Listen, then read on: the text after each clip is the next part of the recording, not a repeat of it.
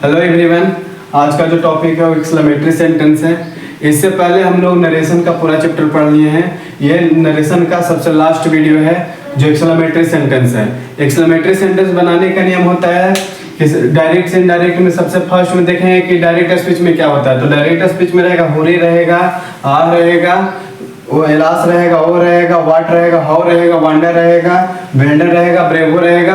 और ये सब रहेगा कहाँ? तो इन्वर्टेड कॉमा के अंदर जस्ट बगल में रहेगा और एक्सक्लेमेशन मार्क लगा रहेगा। तो वहां पर अगर जो होरे रहता है, आ रहता है, एलास रहता है, तो इस टाइप का अगर जो वर्ड रहेगा तो हम लोग बनाएंगे एक्सक्लेमेटरी सेंटेंस में। और एक्सक्लेमेटरी सेंटेंस में बनाने का नियम होता है कि इनडायरेक्ट में जब भी चेंज करेंगे, मान के चलिए कि सेंटेंस में हो रहे दिले है और एक्सक्लेमेशन मार्क्स रहेगा तो हम लोग बनाएंगे एक्सक्लेम विथ जॉय लगाकर, यानी कि खुशी का भाव हो रहा है। एलास हो रहेगा कोई भी सेंटेंस में तो एक्सक्लेम विथ सॉरो लगाकर बनाएंगे, यानी सॉरो का मतलब होता है दुखी का भाव होगा। व्हाट हाउ वांडा रहेगा तो एक्सक्लेम्ड विथ सरप्राइज लगाकर बनाएंगे, यानी आश्चर्य का भाव होगा। वेल्डन रहेगा, ब्रेवो रहेगा तो एक्सक्लेम विथ अप्लॉज का प्रयोग करेंगे, यानी वाहवाही रहेगा, शाबाशी रहेगा। अभी सब प्रयोग कहाँ होगा? तो सेड और सेड टू के जगह पर होगा। सेड और सेड टू के जगह पर ये समय से कोई भी वर्ड रहेगा तो देखना है कि सेड और सेड टू के जगह पर क्या लगेगा। तो एक्सक्लेम विथ, अगर जो दुखी का भाव हो रहा है तो सॉरो लगा देना है। खुशी का भाव या सुखी का भाव होगा तो जॉय का प्रयोग करेंगे। अगर जो वाहवाही या शाबाशी या ताली का भाव होगा तो अप्लॉज का प्रयोग करेंगे।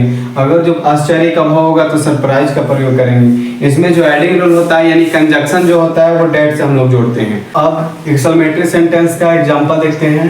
फर्स्ट में है दे सेड इन्वर्टेड कॉमा हो रे एक्सक्लेमेशन मार्क है ये, वी वॉन द मैच, यानी कि वे लोग कहा पूरे हम लोग मैच जीते।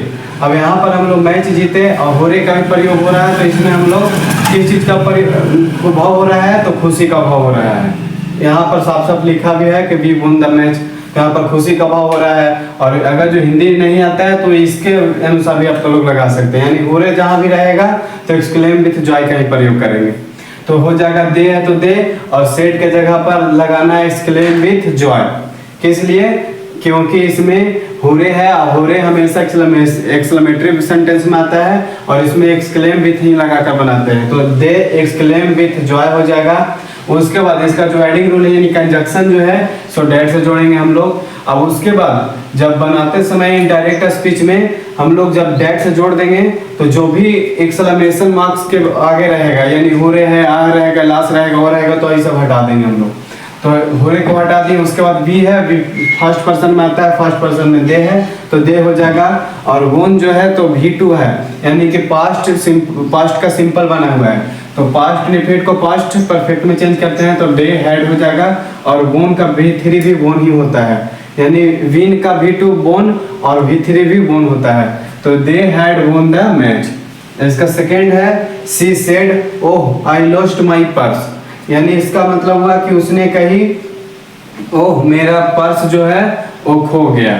अब इसमें देखना है कि यहाँ पर वो लगा है, ओ के सामने एक्सक्लेमेशन मार्क्स लगा है। जस्ट आप लोग बताए ओ रहेगा तो सौरो का भाव होगा, यानी दुखी का भाव होगा।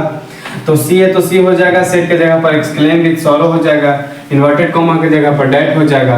अभी भी जब कंजक्शन से जुड़ गया तो वो का हटा देंगे, यानी एक्सक्लेमेशन मार्क्स जो भी है उसको हटा देंगे। अब आई कौन सा पर्सन है? तो फर्स्ट पर्सन में सी है तो सी हो जाएगा।